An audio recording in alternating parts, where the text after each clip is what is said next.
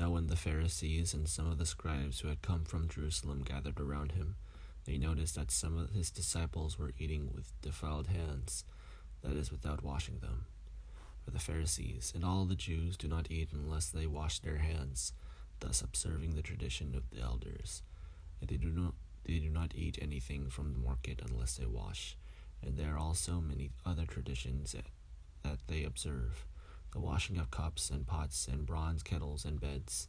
So the Pharisees and scribes asked him, "Why do your disciples not walk according to the tradition of the elders, but eat with defiled hands?" He said to them, "Isaiah prophesied rightly about you, hypocrites, as it was written,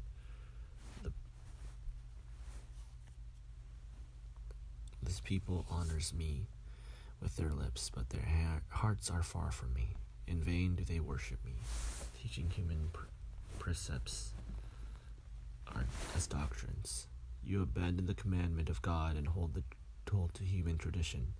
Then he said to them, "You have a fine way of rejecting the commandment of God in order to keep your tradition.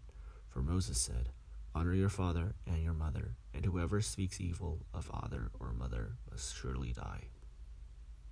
But you say that if anyone tells father or mother, whatever support you might have had from me is korban, that is, an offering to God, then you no longer permit doing anything for a father or mother, thus nullifying the word of God through your tradition that you may hand it on. And you do many things like this." Then he called the crowd again and said to them, "Listen to me, all of you, and understand. There is nothing outside a person that by going in can defile, but the things that come out are what defile." When he had left the crowd and entered the house, his disciples asked him about the parable. He said to them, "So are you also without understanding? Do you not see that whatever goes into a person from outside cannot defile, since it enters not the heart but the stomach and goes out into the sewer?" Thus he declared all foods clean. And he said, "It is what comes out of a person that defiles, for it is from within, from the human heart, that evil intentions come: sexual immorality, theft, murder, adultery, avarice, wickedness, deceit, debauchery, envy, slander, pride, folly. All these evil things come from within, and they defile a person." From there he set out and went away to the region of Tyre. He entered a house and did not want anyone to know he was there. Yet he could not escape notice. But a woman whose little daughter had an unclean spirit immediately heard about him, and he came and bowed down at his feet. Now the woman was a Gentile of Syrophoenician origin. He begged him to cast the demon out of her daughter. He said to her, "Let the children be fed first, for it is not fair to take the children's food and throw it to the dogs." But he answered him, "Sir, even the dogs under the table eat the children's crumbs." Then he said to her, "For saying that, you may go. The demon has left your daughter."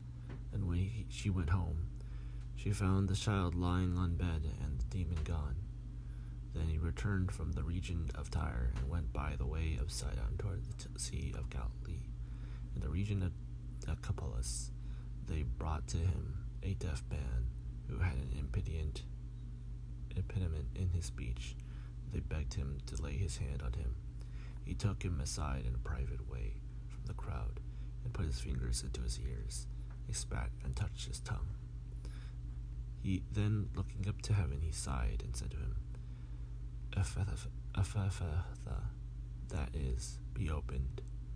And his ears were opened, and his tongue was released, and he spoke plainly. Then Jesus ordered them to tell no one, but the more he ordered them, the more zealously they proclaimed it. They were astounded beyond measure, saying, "He has done everything well. He even makes the deaf to hear and the mute to speak."